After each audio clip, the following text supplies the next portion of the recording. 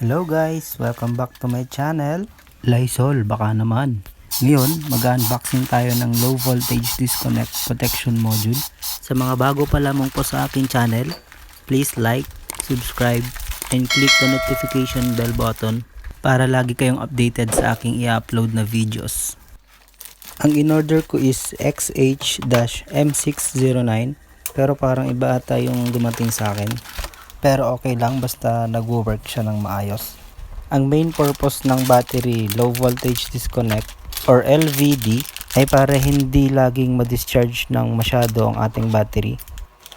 Ang dumating sa akin ay HCW-M635. Connect natin ang LVD dun sa ating buck converter. Siya muna magiging supply natin ngayon.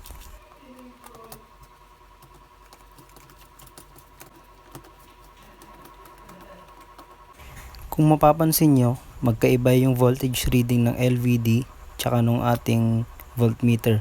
Pwede natin siyang iset para maging accurate ang kanyang reading. I-long press nyo lang yung plus button tapos antayin yung mag-blink. Tapos pindutin nyo lamang yung minus button kung gusto nyo babaan, tas plus button kung gusto nyo taasan. Pagkatapos nyo iset, bitawan lang yung button. Pag nag-steady na, okay na siya. Pag pinindot mo ng isang beses yung plus button, magpapakita yung kanyang cutoff voltage which is 12 volts. Ngayon, subukan nating babaan yung supply kung magka-cut off siya. Meaning nun, wala nang lalabas na output sa ating LVD. Pagdating ng 11.9, nag-cut off na siya. So, working yung ating LVD. Kung gusto nyo iset yung kanyang cut-off voltage, pindutin ng isang beses yung plus button, tapos dalawang beses na magkasunod. Mapapansin nyo, magbiblink yung decimal point. Set natin sa 12.5 tapos try natin kung gagana. Taasan natin yung voltage para ma-activate ulit yung ating LVD. Tapos babaan ulit natin yung supply voltage para makita kung gagana yung sinet na cut-off. Ayun, working siya. Doon naman tayo sa activation ng ating relay. Long press ang ating minus button. Magpapakita dito yung additional voltage mula doon sa ating cut-off voltage. So, iset muna natin sa 1. Para naman sa decimal point, pindutin ng isang beses ang ating minus button. Tapos, pindutin ulit ng dalawang beses na magkasunod. Try nating iset sa 0.5 muna.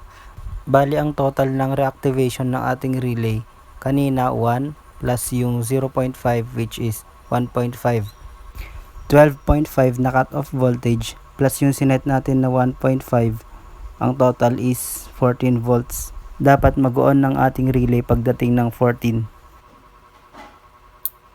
So hindi pa dumarating ng 14 volts ay nag-on ng ating relay which is may konting discrepancy lamang. Subukan nating iset sa ibang value.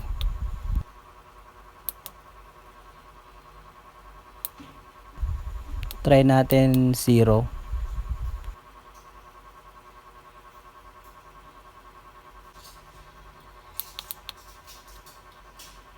Tapos yung decimal is try natin 0.8. Bale 2.5 plus 0.8 dapat mag-activate na siya sa 13.3 volts.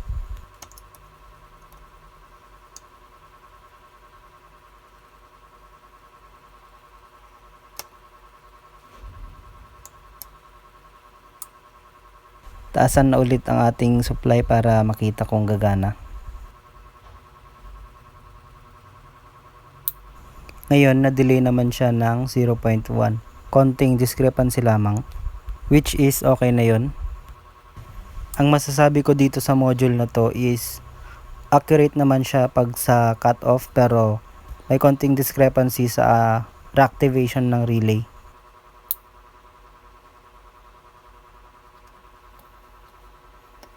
Subukan naman nating i-test kung wala talagang lalabas na output sa ating LVD kapag nag-cut off siya.